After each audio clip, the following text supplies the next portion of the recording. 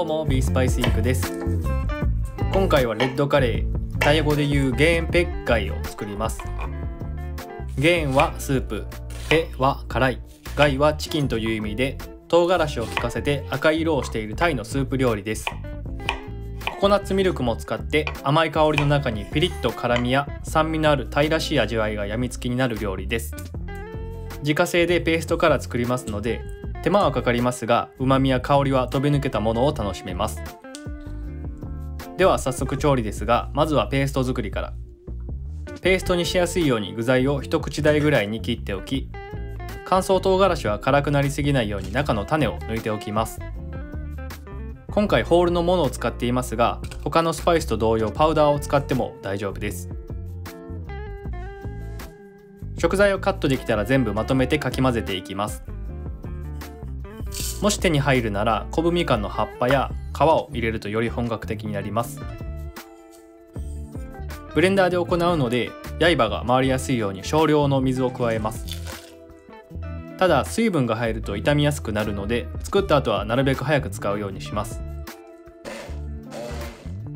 材料が全部入ったら豪快に混ぜていきましょう。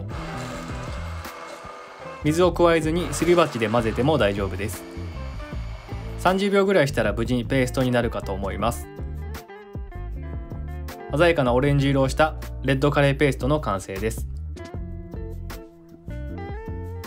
ペーストが完成したら次は具材をカットしておきます。今回はパクチーを使います。パクチーでなくてもバジルを使っても美味しいのでお好きな方を選んでください。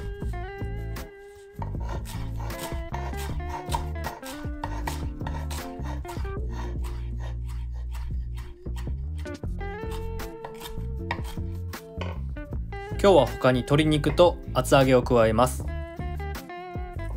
他にもタケノコやナス、パプリカなどを使っても美味しいです。下準備が終わったら加熱調理に入ります。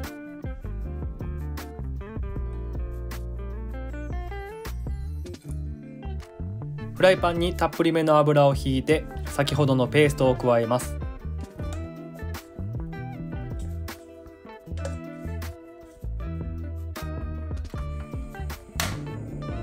しっかりと油で加熱してペーストの香りを引き立たせます。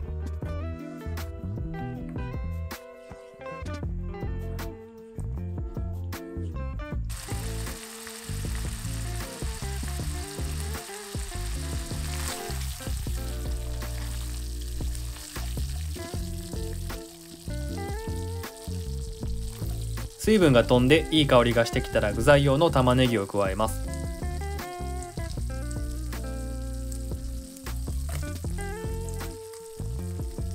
玉ねぎの食感が残っているより柔らかい方が私の好みなので先に加えてますが、煮込む直前で加えて食感を残すのもいいと思います。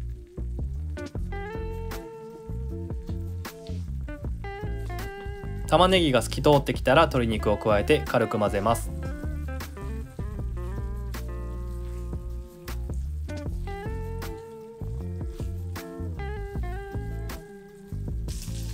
鶏肉の表面が白くなってきたら厚揚げを加えて、その他調味料も加えていきます。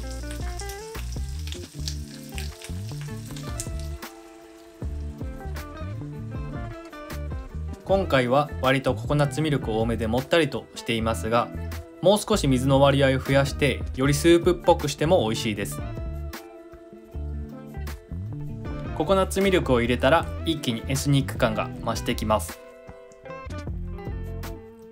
軽く全体を混ぜてオイスターソース、砂糖、ナンプラーを加えます。ナンプラーの独特な香りもハマるとたまらないです。レモン汁以外の調味料を加え沸騰したら弱火で5分ほど煮込みます。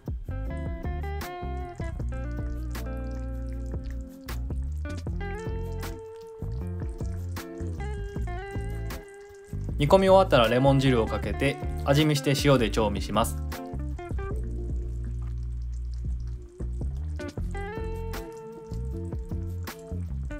美味しかったら完成です。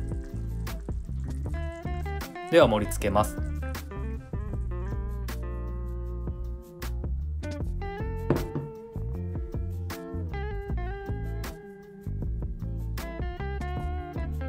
すんごいいい香りが漂ってお腹が空いてきます。仕上げにパクチー、カシューナッツ、ブラックペッパーを振りかけたら完成です。ナッツ類は歯ごたえのいいアクセントになるのでおすすめです。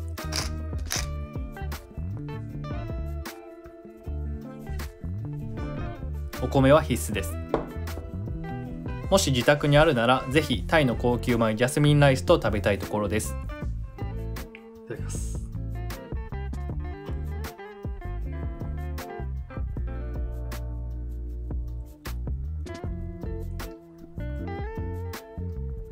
いろんな旨味が詰まっててめちゃくちゃ美味しいです。タイ料理って酸味、辛み、甘み、香りとかいろんな味わいが入って複雑であるのが美味しいとされるみたいですが、まさにそれです。飽きのこない最高のカレーができました。ペーストを使っていて味の土台部分はできているので、具材に好きなものを取り入れやすいのもこのカレーの好きなところです。次はでっかいエビとかキノコも入れようと思います。よかったら参考にして作ってみてください。ご視聴ありがとうございました。